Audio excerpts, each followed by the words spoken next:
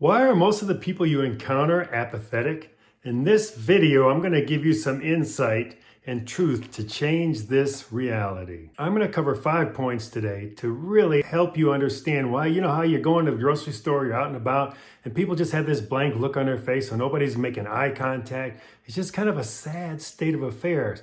Well, we're going to go through 5 ways that you can help change that reality. The first reason this is going on, in my opinion, people are deceived by the Western narrative. The Western narrative is it's all about you. It's all about you. I need to grow. I need to improve myself. And I need to take care of myself. And I need a partner that will help me be the best me I can be. That is something that will not serve you. It will cause you to go to apathy because it can't be achieved. We cannot do anything on our own. We need community. And if we're striving and striving and striving to be everything that we can be, and if we know that it just rests in us, it's all about me and I have to optimize me, be in tune with the universe and I'm this great person. Well, no, it's not about you. Because listen, if you're making it all about you, that's not in alignment with how this world was created. So don't fall into that trap and use that insight when you're encountering people who are experiencing or showing signs of being pretty apathetic. You have to realize that the Western narrative that's out there is all designed for consumerism. It's all designed to make you buy more because you're trying to optimize yourself through outside sources. And that's what they want you to do. And it is a lie, so do not believe it. Very subtle too. It doesn't exist just in the Western culture, but even in some of the, you have to be careful in whatever area you're in, you have to be discerning. Even in the areas that say, oh, we're all about nature and we're one with nature, be careful with that. Because if it's focusing back on you and what you have to do, that could be trouble and it can cause apathy. Next point, living by desire can cause you to not ever be able to live in lasting joy. If you're living your life desiring something, listen, our desires go on for the rest of our lives. As long as we're alive and breathing, because we're human, we're going to have desire. We're going to desire things. And it's a well-documented fact. You desire one thing, you get that, then you just desire the next thing. There's always something more. So you're just on this chase for more, and desire is unquenchable. It will continue for the rest of your life. So once you realize that, say, hey, you know what? I don't have to give in to my desires. I can be in the moment. I can serve that person that's in front of me right now in the moment, and that's going to bring me joy. It's not the desire of an outcome. It's in the moment, how I can bring some life and peace and joy to a particular person, whoever it is that's in front of me. So that's the second point. Living by desire doesn't bring lasting joy. And that's just the truth. It is a truth that if you embrace it, you study it, you spend an hour just thinking into that, you're going to realize it is a truth. And you cannot live by desire. I believe you have to live by the Spirit, but that's a whole nother topic. But that's the key, is living by the Spirit, not by the soul. The soul is deceiving. The soul is all about what you can see, hear, feel, see, touch. That's the soul. Again, your soul, it's just going after all the things of this world, but they can't bring lasting joy. All right, point number 3. Happiness is like sugar. Think about it. Happiness is fleeting.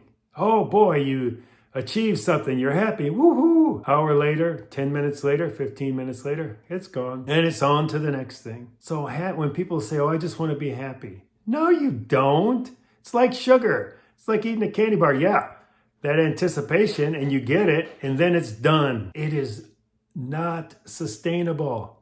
Happiness is a momentary state in its form that our culture teaches. And that's the difference between joy and happiness. Joy is unending. It's continual. Whereas happiness is fleeting. It's the short-term drug. It's the dopamine hit. It's whatever. So be careful if you hear about happiness. Oh, I just want to be happy.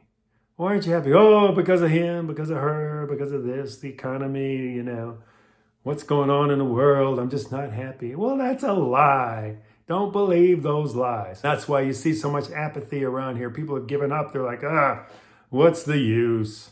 I'm just going to do the best I can. I'm going to love my kids. I'm going to save for retirement. I'm going to hopefully retire someday. And oh, how depressing is that? You want to spend your whole life living that way? That's the lie that the Western world is teaching us.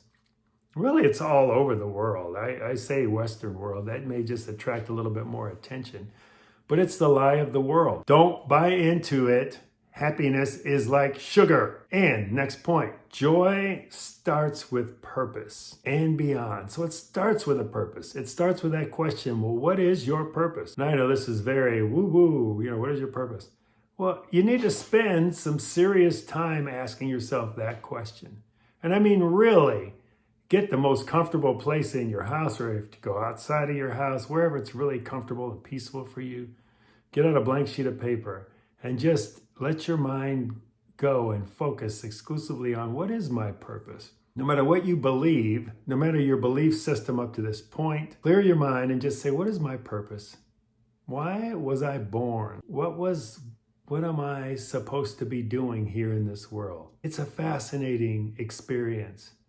Take an hour out of your life and do that.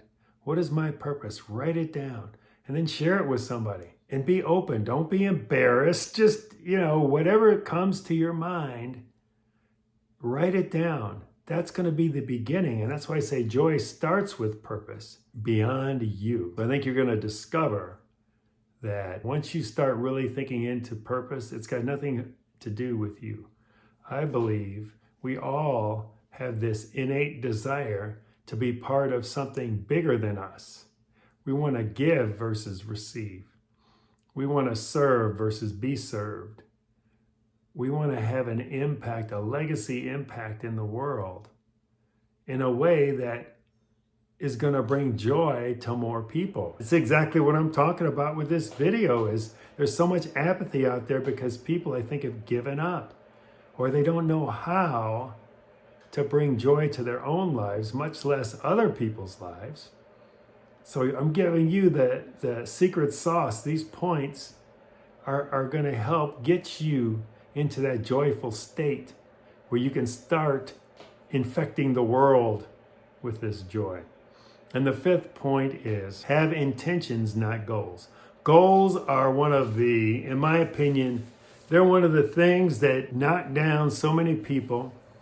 They're one of the subtle things that hinder people, that get them to the point where they don't believe in themselves. And that it's like a slow, slow death. And pretty soon you look up and people are like, I'm a loser, or this is all I can do. See, I set these goals, but I didn't reach them. Oh, well, maybe I set them too hard, so I need to make them lower. Oh, I reached them. Yee-hee, I reached my goal. No, goals are of this world. It's like being on that hamster wheel, right? That's what a goal is. You don't want a goal, you want an intention.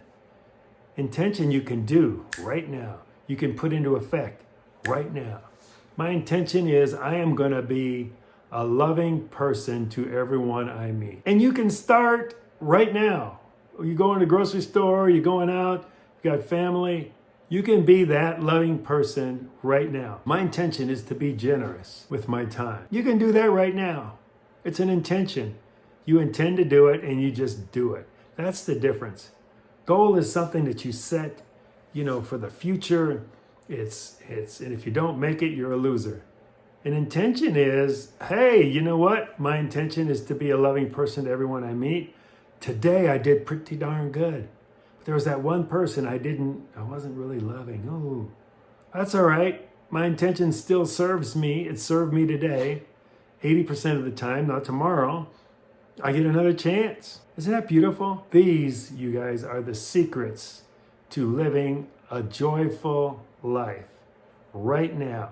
Now, there are more secrets. We can get into this as we go forward. But if this video was helpful, I want you to subscribe with the notification bell to receive regular updates. If you found it very helpful, hit the like button so you can see more like it. Comment down below. This can be with questions or answers to a question you ask. And we'll see you next time on this journey from isolation to community, where the next step beyond is freedom.